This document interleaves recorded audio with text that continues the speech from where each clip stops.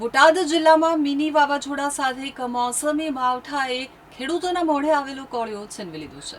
અતિ ભારે પવન અને વરસાદના કારણે ઘઉં, ચણા, જીરું, વરિયાળી અને કપાસ જેવા પાકને લણણીના સમયે જ ભારે નુકસાન થયું છે.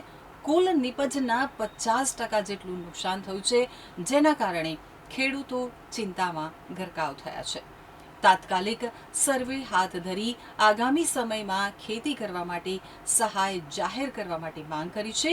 ખેડૂત સંગઠન દ્વારા આગામી ચૂંટણી ઉપર અસર પડશે તેવી શક્યતા વ્યક્ત કરી છે.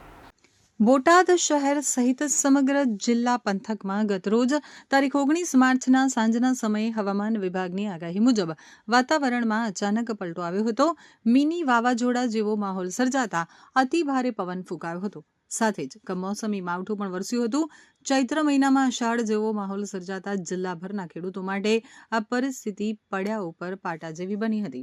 ખેડૂતોએ મહા મહેનતે ઊંચા ભાવના ખાતર, બિયારણ, મજૂરી ખર્ચ કરી અને વાવેલા ઘઉં, ચણા, જીરું, વરિયાળી અને કપાસના પાકોને હવે લણવાની છેલ્લી ઘડી આવી ત્યારે અચાનક પડેલા કમોસમી માવઠાએ પાકોને ભારે નુકસાન પહોંચાડ્યું છે.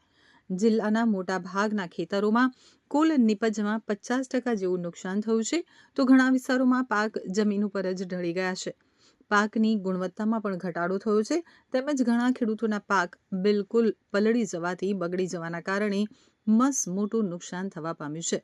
આ પરિસ્થિતિને લઈ અને બોટાદ જિલ્લાના ખેડૂતો ભારે ચિંતામાં મુકાયા છે. ખેડૂતોએ લોન અને માર્કેટમાંથી પૈસા ઉપાડી અને મોટો ખર્ચ કરી વાવેતર કર્યું હતું, જે નિષ્ફળ જવાથી તેઓ દયણામાં ગરકાવ થઈ ગયા છે.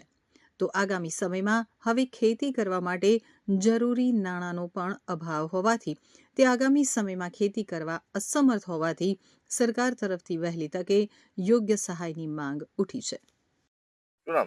મારું નામ ભરતભાઈ છે. ગામ સેથળી. મેં ભાગ્યા તરીકે આ પડું રાખ્યું છે અને આ વરસાદના કારણે આ ઘઉં બધા નીચા આડા પડી ગયા છે અને અમારા હાથમાં કાંઈ આવે એવું નથી. અમારી માંગ છે જે અમારે સરકાર સહાય કરે. આજે 18, 19 ને 20 વાવાઝોડું અને વરસાદ આવ્યું ત્યારે રવિ પાકની અંદર ભયંકર નુકસાન થયું છે. રવિ પાકની અંદર એટલે તમે ચણા, જીરું, ઘઉં, વરિયાળી આ નાશ થઈ ગયો છે. 25% થી 50% ખેડૂતોને માલ લેવાનો છે, બાકી બધા બરબાદ થઈ ગયા છે અને ભયંકર નુકસાન થઈ ગયું. તો સરકાર સહાય કરવાની વાત કરે છે, સર્વે કરવાની વાત કરે છે, પણ તમે વિલંબ કરો તો ન થાય. આને 24 કલાકમાં તમારે સર્વે કરવું પડે. તમારી રાહ જોઈને બેસાય નહીં.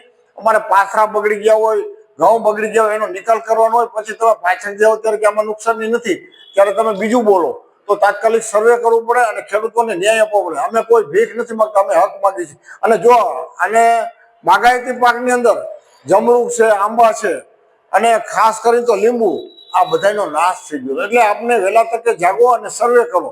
અને સરકાર જો આમાં વિલંબ કરશે તો ચૂંટણીમાં પરિણામ તમારે ભોગવવું પડશે. તમે તૈયારીમાં રહેજો. ફૂલ નહીં તો ફૂલની પાખડી. પણ કિસાનોને જે કાંઈ સહાય દેવાની હોય એ તાત્કાલિક સર્વે કરી અને આપી દો. ખેડૂત સંગઠનના અગ્રણીઓ દ્વારા બોટાદ જિલ્લામાં થયેલ રવિ પાક અને બાગાયતી પાકોમાં ભારે નુકસાનને લઈ તાત્કાલિક સર્વે હાથ ધરવાની માંગ કરી છે. જો ખેડૂતોમાં હિતમાં યોગ્ય કાર્યવાહી નહીં થાય તો આગામી સમયમાં આવી રહેલ સ્થાનિક સ્વરાજ્યની ચૂંટણીમાં તેની અસરો પડશે તેવું જણાવ્યું હતું. આ ખેડૂતને ઘઉં પાથરો થઈ ગયો છે. આ કુદરતી આફત આવી છે તો ઘઉં બધા નાશ થઈ ગયા. 50% ખેડૂતને નુકસાન છે. આમાં કયા પાકો સંભાળેલા? જીરું, ઘઉં, ચણા, બધામાં નુકસાન, જુવાર, આ બધામાં નુકસાન છે. એટલે હવે અત્યારે જે પાક અત્યારે સુઈ ગયા છે તો એનાથી કોઈ વેચાણમાં મુશ્કેલી પડે છે? વેચવામાં સાહેબ એના અડધા જ ભાવ આવે, 300 રૂપિયા આવે ખેડૂતને.